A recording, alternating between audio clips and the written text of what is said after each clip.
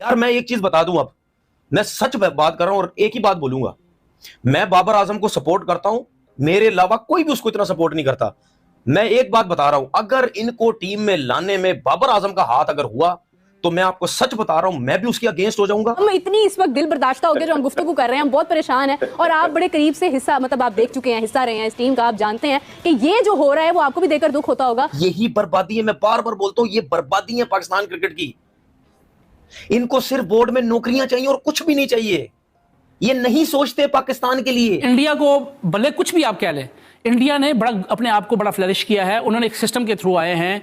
कुछ भी आप उनको कहें हमारे दुश्मन है, बैठे हैं, जो मर्जी है, बट देखें जो चीज सही है, उन्होंने दुनिया में अपने आप को मनवाया है। ऐसे खिलाड़ी को टीम के अंदर शामिल कर दिया है जिसने हमेशा टीम को मायूस किया है। हसन अली जैसे गधे को टीम के अंदर शामिल करने की पूरी सिलेक्शन कमेटी ने कोई वजाहत नहीं की है कि इस जाहिल और इस डंगर को, इस गधे को टीम के अंदर शामिल करने की क्या वजूहत है। हसन अली पास में आईसीसी इवेंट्स में अच्छी परफॉर्मेंस देते रहे भाई, फिर तो 92 वर्ल्ड कप में जावेद मियादाद की भी परफॉर्मेंस है, उनको भी टीम में शामिल कर ले। पास परफॉर्मेंस पर आप किसी प्लेयर को सिलेक्ट नहीं करते। और मुझे हैरानगी होती जब ये टीवी पे बैठ के सिलेक्शन कमेटी जब बैठी होती है, टीम अनाउंस कर रही है, वो चौथा पता नहीं कौन एक बैठा हुआ है, उसको तो पता नहीं कोई जानता भी नहीं है, उसको बिठा दिया, सिलेक्टर बना दिया। ये बड़ा मुश्किल काम होता है सिलेक्शन, इसमें आप कभी भी सब लोगों को खुश नहीं कर सकते, लेकिन जब आप सिलेक्शन कर रहे होते हैं तो कोई ना कोई एक प्रोसेस जरूर होता है, एक सोच जरूर नजर आती है। हमारे 3-4 लड़के तो ऐसे हैं जिन्होंने डोमेस्टिक क्रिकेट ही नहीं खेलते। आपने उनको बुला कर घर में, जो पाकिस्तान से जिसने अपने आप को मना किया कि हम नहीं खेलना चाहता मैं पाकिस्तान से, आप उसको क्यों बुलाते हैं? मेरे डरपोक फारिग लोग हैं, दूसरी टीमें अनाउंस भी कर चुके हैं लोग, 5-6 कंट्रीज, अफगानिस्तान जैसी अनाउंस कर चुकी है वर्ल्ड कप के लिए। ये हमारे इतने बड़े चैंपियन क्रिकेट को सीधा करेंगे, ये अभी तक डरे हुए तो कुछ भी नहीं है। हाँ। उनके लिए तो कुछ भी नहीं होता। ये तो होता है उन बच्चों के लिए जो 10-10 साल के बच्चे स्टेडियम में रो रहे होते हैं, उन खवातीन के लिए होता है जो घर में खाना खाना भूल जाती हैं जब पाकिस्तान की टीम हारती है, उन नौजवानों के लिए होता है जो अपने टेलीविजन को तोड़ देते हैं, उन एंकर्स के लिए होता है जो बात करना भूल जाती हैं, बुजुर्गों के लिए होता है जिनकी आंखों से आंसू आते हैं पाकिस्तान टीम के मैच हारने के लिए। इनको क्या होता है? इनका क्या लेना देना है? मतलब इनका क्या है? वो तो ऐसे, ये तो ऐसे गैर संजीदा किरदार हैं सिलेक्शन। दोस्तों मेरा नाम है मनीष और क्रिको में स्वागत है आपका फिर से एक बार। तो तनवीर अहमद अपना सीना पीट पीट के रो रहा है कि पाकिस्तान टीम का जो स्क्वाड है, पाकिस्तान टीम का सिलेक्शन हुआ है आयरलैंड और इंग्लैंड टीम के साथ में T20 मैचेस खेलने के लिए। तो उस पे उसने देखे कि पाकिस्तान टीम में कौन से होनहार प्लेयर लिए हुए, और उस टीम में जो होनहार प्लेयर लिए हुए है वो देख के उसका माथा ठनक गया है। उसमें सब बाबर आजम के दोस्त यार, या फिर पाकिस्तान में बोलते हैं कि पर्ची प्लेयर, वो सब भरे हुए। और वो चीख चीख के कह रहे हैं कि अगर बाबर आजम का इसमें कुछ हाथ हुआ फिर बाबर आजम की कुछ खैर नहीं, मैं बाबर आजम को सपोर्ट करना बंद कर दूंगा। ऐसी बातें कर रहा है तनवीर अहमद। पर इसके सपोर्ट ना करने से घंटा बाबर आजम को कुछ फर्क पड़ने वाला है। तो चलिए दोस्तों फिर देखते हैं कि क्या क्या बातें हो रही है तनवीर अहमद और जो दूसरे पाकिस्तानी मीडिया के लोग हैं उनकी। और दोस्तों गाइस, चैनल को प्लीज सब्सक्राइब कर लीजिएगा और हम मिलते हैं अगले वीडियो में। पूरा वीडियो जरूर देखिए। Thank you for watching. यार मैं एक चीज बता दूं, अब मैं सच बात कर रहा हूं और एक ही बात बोलूंगा। मैं बाबर आजम को सपोर्ट करता हूं, मेरे अलावा कोई भी उसको इतना सपोर्ट नहीं करता। मैं एक बात बता रहा हूं, अगर इनको टीम में लाने में बाबर आजम का हाथ अगर हुआ तो मैं आपको सच बता रहा हूं, मैं भी उसके अगेंस्ट हो जाऊंगा। मैं उसकी बैटिंग के अगेंस्ट नहीं होऊंगा, मैं उसको सपोर्ट करूंगा बैटिंग में।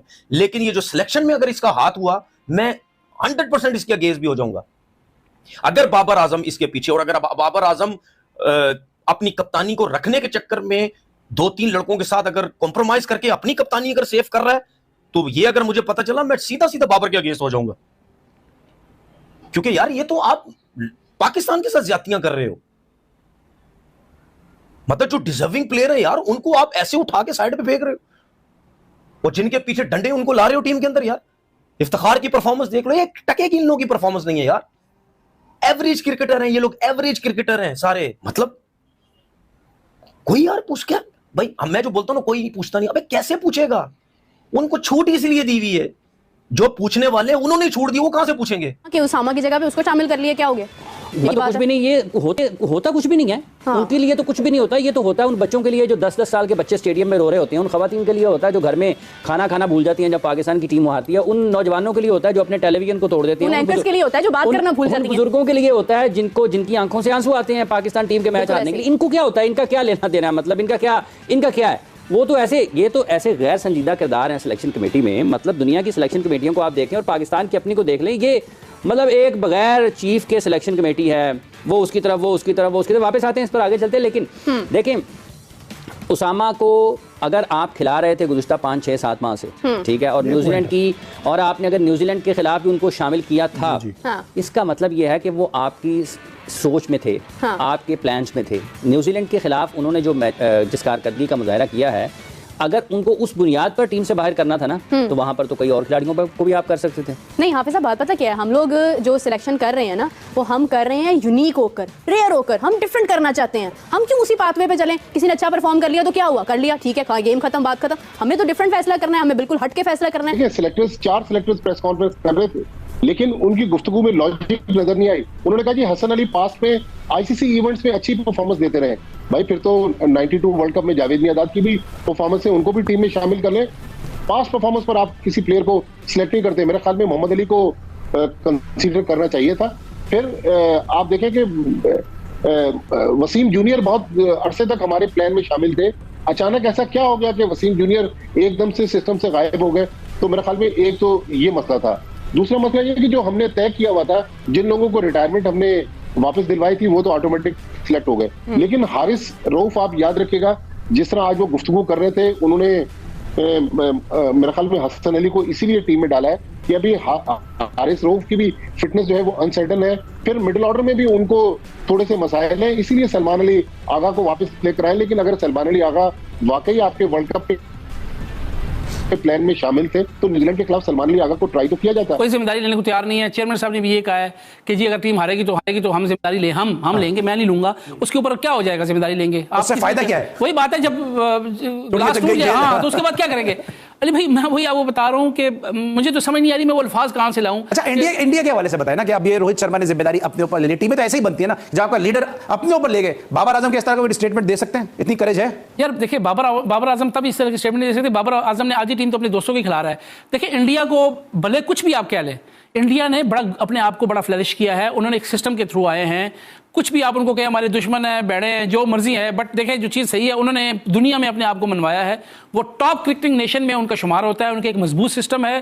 पॉलिटिकल गवर्नमेंट जो आती है, जो जाती है, उनका क्रिकेट बोर्ड उससे बिल्कुल अलग है। हम इतनी इस वक्त दिल बर्दाश्त हो गया जो हम गुफ्तगू कर रहे हैं, हम बहुत परेशान हैं। और आप बड़े करीब से हिस्सा, मतलब आप देख चुके हैं, हिस्सा रहे हैं इस टीम का, आप जानते हैं कि ये जो हो रहा है वो आपको भी देखकर दुख होता होगा। आपसे एक सवाल है मेरा, छोटा सा भी मासूमाना सा, कि क्या आमिर जमाल को ऐड नहीं कर सकते थे ये स्क्वाड में? नहीं, देखिए बिल्कुल आपने सहा, और आपको बड़ा शुक्रिया, आप लोगों ने मुझे अच्छे अल्फाज में इस्तेमाल वो याद किया। देखिए, सबसे बड़ी चीज तो ये है कि आज की जो प्रेस कॉन्फ्रेंस देख के ये पता लग रहा था कि हर कोई अपने आप से जिम्मेदारी को दूर कर रहा है, यानी कोई भी जिम्मेदारी लेना ही नहीं चाह रहा कि ये टीम जो है उसमें हमारा कितना इनपुट है, कितना नहीं। ठीक है, सबसे बड़ी चीज तो ये है कि एक तो सिलेक्शन कमेटी बहुत बड़ी थी, और सब कहते हैं कि बड़े बड़े प्लेयर्स हैं, बड़ा क्रिकेट खेले हुए हैं। देखिए, क्रिकेट खेलना और क्रिकेट को समझना और उसको चलाना और विजन अपना रखना, वो एक डिफरेंट चीज है। आप देखेंगे, आपने 2 बंदों को तो बाहर कर दिया ना, तीसरा आमिर जमाल भी बाहर हो गए, आपका उसामा मीर बाहर हो गया, जमान खान बाहर हो गया। आपकी कंडीशन वेस्ट इंडीज की क्या है, वो इन सबको पता है कि नहीं है? अभी भट्टी साहब ने बता दिया कि हमारे 3-4 लड़के तो ऐसे हैं जिन्होंने डोमेस्टिक क्रिकेट ही नहीं खेलते। आपने उनको बुला कर घर में, जो पाकिस्तान से जिसने अपने आप को मना किया कि हम नहीं खेलना चाहता मैं पाकिस्तान से, आप उसको क्यों बुलाते हैं? मेरा तो ये सवाल है। खैर छोड़ें, उनके यहाँ हर शख्स काउंटी क्रिकेट खेलता है। इंग्लैंड के यहाँ उनको सबका पता है, उनका एक सिस्टम है, वो उस सिस्टम के हिसाब से उन्होंने अपनी टीम अनाउंस कर दी। हमें अपना पता ही नहीं है, हमें अभी तक यही नहीं पता कि हमारा कौन सा लड़का फिट है, कौन सा अनफिट है, कौन सा स्पिनर खेलेगा। सलमान अली को अचानक बुला लिया, हसन अली को वापस बुला लिया, हमारी कोई प्लानिंग ही नहीं थी। तो खैर अब हो गया, तो मैं डेटा एक्सपर्ट से पूछूंगा कि आप ज़रूर ये डेटा निकालें कि हसन अली ने आखिरी मैच कब खेला था, हसन अली की इकोनॉमी क्या थी, उनका स्ट्राइकिंग रेट क्या था, सारी चीज़ें आप निकालें और फिर उसके बाद फैसला करें। और मैं जो पहले भी अपने कह चुका हूँ कि अगर आपने रोटेशन करनी, इन सारे लोगों को सिर्फ मैचेस खिलाएं, आप बाबर ना खेलें, इन सब